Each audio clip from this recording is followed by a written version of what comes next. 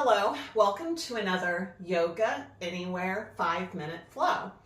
And today we're going to start in mountain pose. I'm sure if you've watched a lot of these, you knew that already.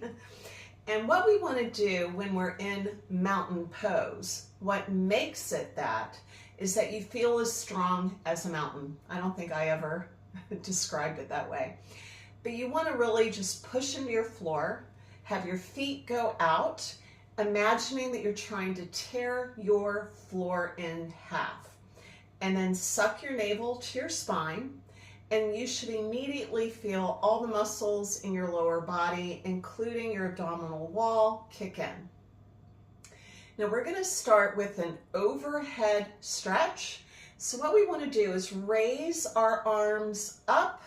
Keep them wide at first. This is a volcano pose. Then we're going to take our right hand, grab the left wrist, and stretch over to the right. As you go over to the right, allow your hips to bump over to the left. And then spiral your heart up to the sky. Then come back. Grab the other wrist with the left hand and do the same thing on the left side. Then back up. This time we're going to breathe in as we lean over to the right.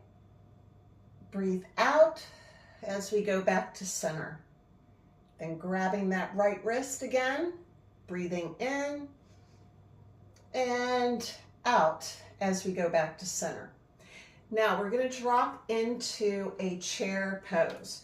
So you want to keep that mountain position in the lower half of your body. So you really want to still feel your feet engaged. And we're going to drop our hips in space while our hands come forward. Now you want to make sure that your knees track over your toes. You're basically putting weight in the back part of your foot so that you can lift your toes and not lose your balance. So we call this 4 parts equal standing. That does not include your toes. You do not want to grip with your toes when you're in any yoga pose.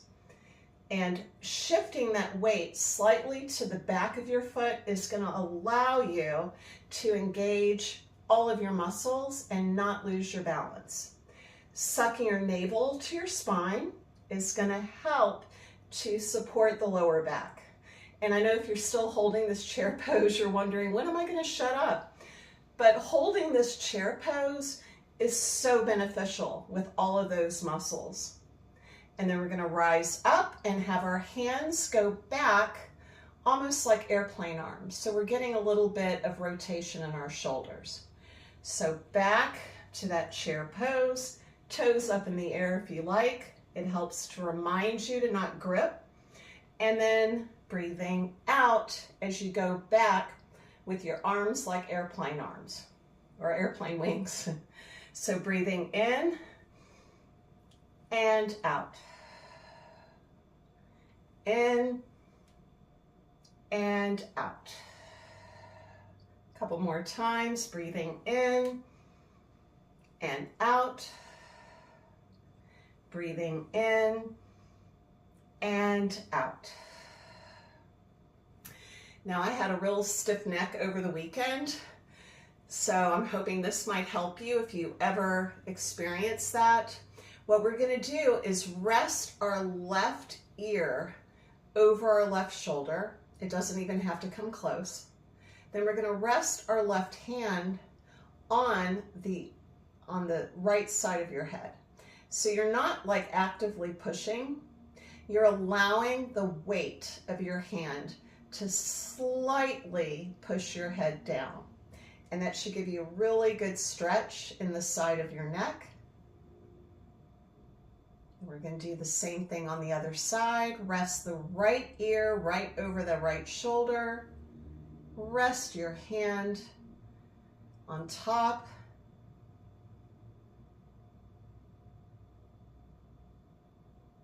Then we're going to do quick nodding, yes, and shaking our head for no. That's helping to keep really good range of motion in our shoulders and our neck with all of the different moves that we did today. So I hope you get some good use from this video, and if you keep watching them, I'll keep making them, and I'll see you next time. Bye.